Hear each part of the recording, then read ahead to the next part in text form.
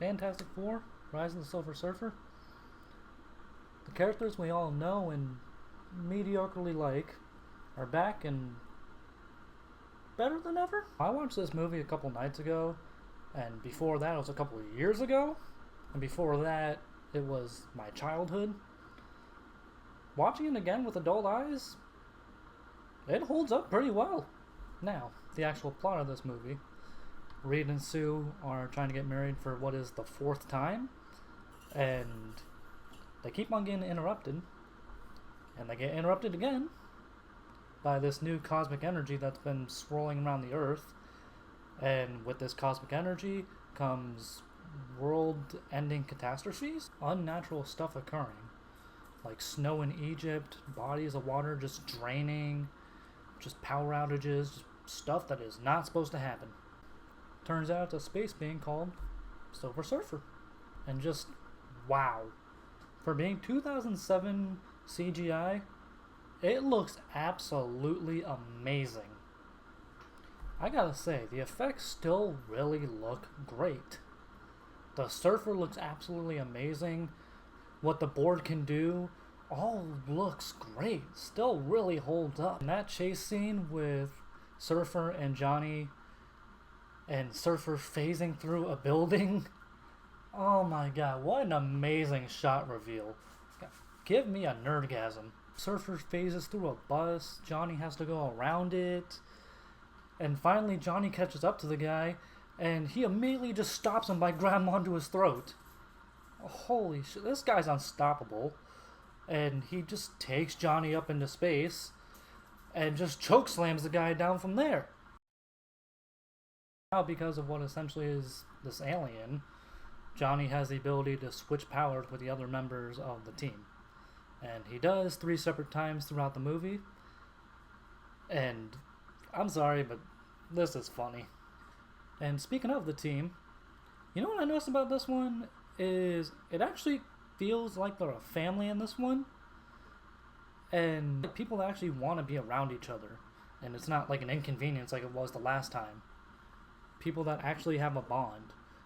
And you can see the love and connection between Sue and Reed. And this is the biggest improvement. Johnny and Ben actually being friends and having a brotherly bond to each other. It did not feel like that last time. This actually feels like they are friends and actually want to be around each other. Now let's talk about the actual villain of the movie. Galactus. Now Galactus, who I remind you is a cloud in this one, is supposed to look like this, not this. So Galactus sends Silver Surfer to Earth to wreak havoc and bring Galactus to it to destroy it. Because what we find out later is that the Surfer's board is like a magnet for Galactus?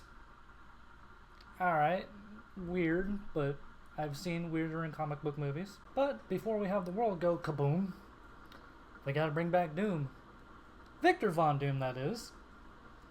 After being frozen into what is essentially a statue in the final act of the last one, he gets shipped off to Liberia.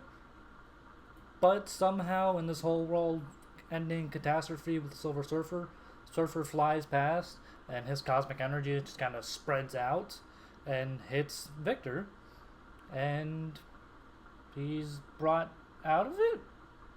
So with all these unnatural disasters, the army sees it happening and they ask for the smartest man in the world, Reed Richards, to help them out with it. The army, seeing that Doom is alive, they recruit him in and they ask for his help, and they all have to reluctantly work together.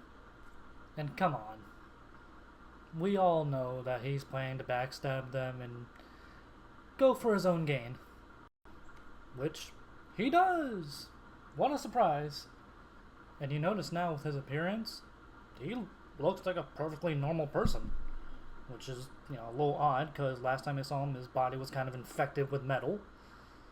But that's because of the fact that Silver Surfer and him met up, and Surfer blasts him, and weirdly enough heals him. Like I said, I've seen weirder. After they all work together, successfully disarming the surfer from his board. They hold him captive, and they give Doom full access to the military base. That doesn't seem like a bad idea. So what does he do next? Betrays them and takes the board. Before all that, we get Surfer's origin story, which is that he became a servant to Galactus because of the fact that he wanted to protect the woman he loves. All through visual storytelling of his abs. That's so silly. It's kind of charming. Man, I want those abs. Forget a six-pack. I want movie abs. So that leads into the final act of this one, which is Doom on a powerful surfboard against the Fantastic Four in the Fantastic Car. And the Fantastic Car, they kept on alluding to throughout the movie, and it was kind of hidden away. It was talked about a little bit, but never like fully referenced or said. And they paid it off. Sponsored by Dodge. And in this intense scene, we get some humanity to the alien, ironically enough, and find out his real name is Norris Rad. And they eventually land in China, where it seems like the inevitable end of the Earth is going to come. Galacticloudus is here. So Johnny has a brain blast, and he thinks, hey, we've been switching powers if we touch. What if we all touch? And combine all the powers together, which is reminiscent of the Super Skrull from the comics. That was a nice little Easter egg there. Johnny gets pretty creative with using all four powers. He knocks Doom off the board, knocks him into water, and brings the board back to Norrin, which Norrin gets the board back and becomes the Silver Surfer once again. Now with the board back and Norrin at all power, he sees that Sue got stabbed earlier, and kind of sadly actually she died, and brings her back to life. Never really established that he could do that. Kind of came out of nowhere, but okay. And he flies into space, sacrificing himself, destroying Galactus. So how do we end this movie? The same way we started it, with Reed and Sue getting married, but this time in China. Fifth time's the charm. Calling back to the beginning, Sue rushes the vows just like Reed did, because Reed got an alert on his phone that it's superhero time, and ending off this film with them becoming officially husband and wife, flying off in the Fantastic Car, all of them making a four together, and credits roll.